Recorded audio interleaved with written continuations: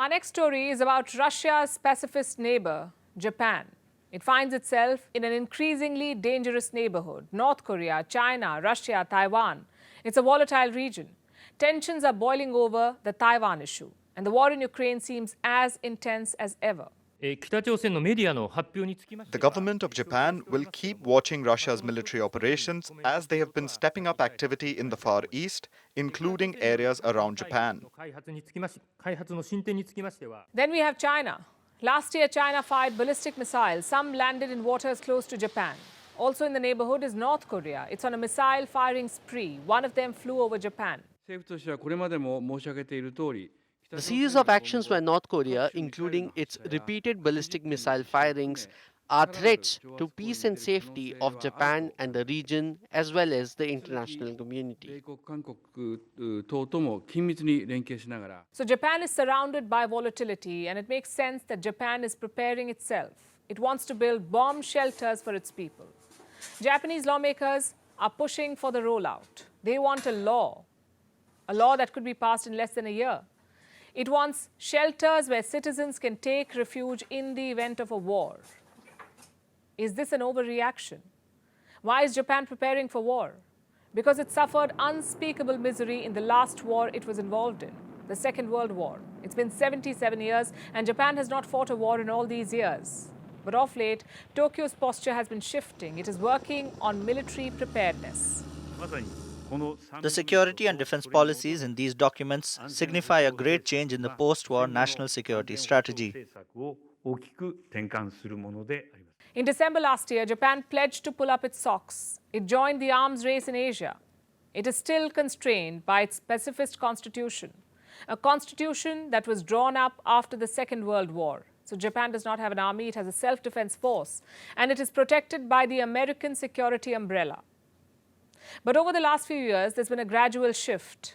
The constitution is still in place, but the policies are changing. Prime Minister Fumio Kishida has vowed to boost defense spending.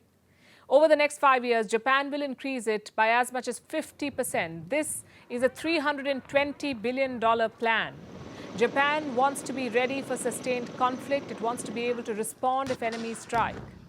Kishida wants to acquire missiles. He wants to secure evacuation facilities and raise public awareness.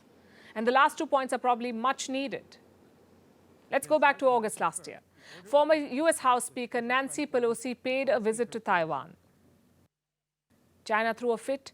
It fired a barrage of missiles, and some of those missiles landed in Japan's exclusive economic zone. It shocked the island nation. It left the people of Japan puzzled. They did not know what to do. Where should they run? There were no nearby shelter facilities. And that's when Japan realized that it was vastly underprepared.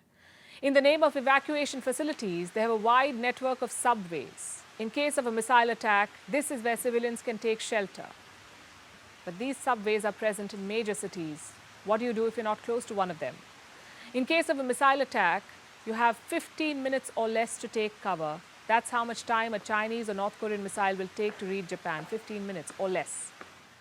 Also, most of the homes in Japan do not have basements. The evacuation centers are largely for natural disasters. Most of them are not underground. Compare this with Taiwan. It has more than 100,000 shelters. Or Singapore, which is well equipped thanks to its robust rail system. So Japan needs to act urgently. It is moving away from pacificism. The shift began under Shinzo Abe, former prime minister. He said the constitution was imposed on their country by the US. But Japan is still divided on the subject. Prime Minister Kishida initially did not want to revise the constitution, but with threats looming large, he may be changing his mind. He's trying to build an argument for a stronger military. He says it's for the defense of democracy. It is needless to say that the new measures will stay within the realms of the Japanese constitution, international law, and the domestic law.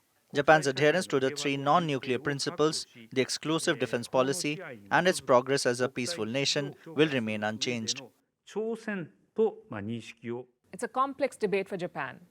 The horrors it suffered and the horrors it inflicted on others have not been forgotten.